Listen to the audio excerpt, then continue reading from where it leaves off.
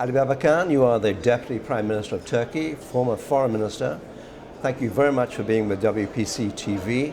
I was very impressed by your speech at the opening session. But let me just concentrate on a couple of things. Number one, the European Union. The European Union is in a bit of a mess at the moment.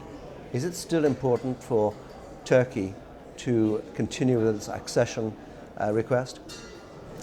For Turkey, the European Union accession process has two important aspects. The first aspect is the benchmark, the criteria and the standards put for the new members actually helps us to reform ourselves. That's very important.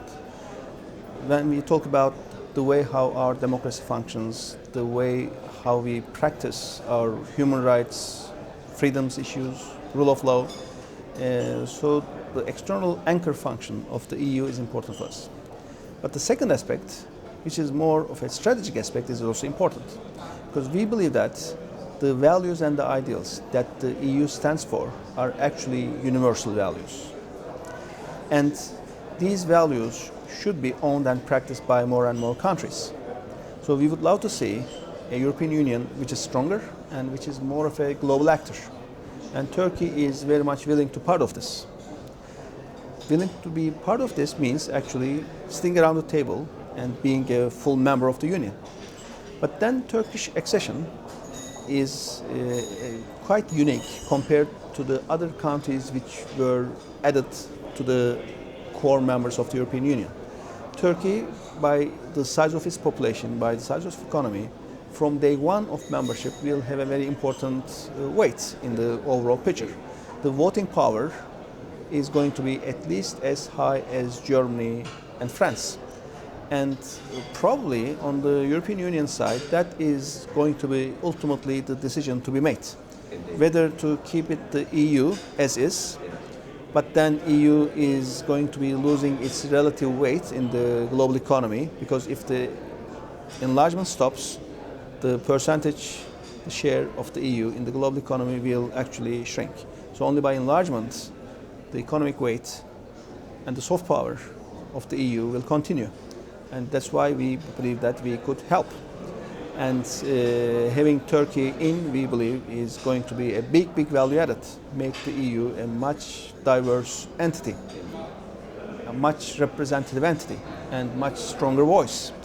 When we look at now the global affairs, even the regional issues, what the EU is doing, the influence is not as high as it could be, as we are following. So we believe that with Turkey in, a big region will think that the EU is actually getting closer to them, understanding them better, and acting better. You on that point to the second issue.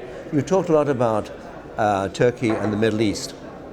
Can I just bring you a bit further and onto the Sunni-Shia divide, because this is something which I think will be dealt with in a session later on in this conference. But I mean, Turkey is predominantly a Sunni country.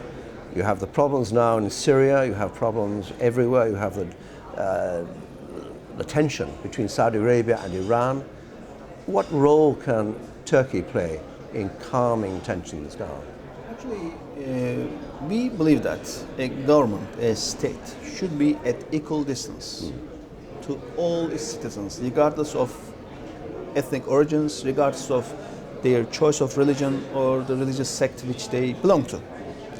And that's exactly what we are also trying to do with our foreign policy.